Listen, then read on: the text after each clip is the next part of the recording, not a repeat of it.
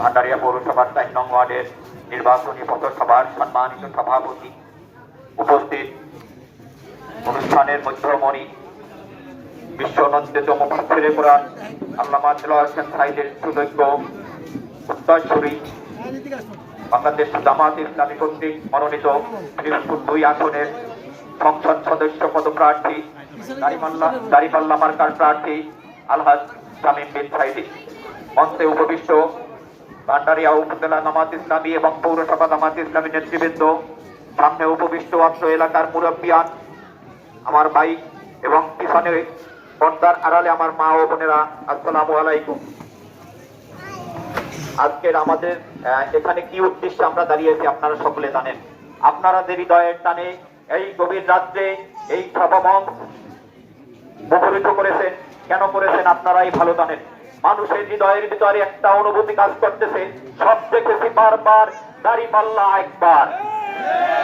আপনাদের সকলের প্রতি অনুরোধ, এই কথা আগামী 12 তারিখ ব্যালটের মাধ্যমে প্রমাণিত করবেন এবং এবার নির্বাচনে আপনারা 2টি ব্যালট পাবেন। একটি ব্যালট হবে দলীয় প্রতীকের, যেখানে আপনারা দাঁড়িপাল্লা মার্কায় ভোট দিবেন, এবং অন্য ব্যালটটি হবে হা এবং না ভোটের। এই হা এবং না আমরা অনেকেই জানি, হয়তোবা কেউ কেউ জানিও না। না মানি বিগত দিনে যেভাবে চোরেরা রাজ্য পরিচালনা করছে তাই, আর হা মানি এবার ইসলামের শক্তি এই রাজ্য পরিচালনা করবে। আপনারা কোন দিকে ভোট দিবেন? অতএব আপনাদের সকলকে হা ভোট দেওয়ার জন্য এবং দাঁড়িপাল্লায় ভোট দেওয়ার জন্য অনুরোধ জানাচ্ছি।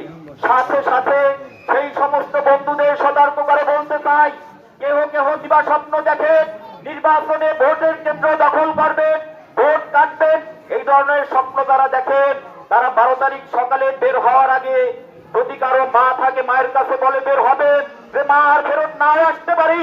যদি কারো স্ত্রী সন্তান থাকে তাদের কাছে একই বার্তা দিয়ে বের হবেন।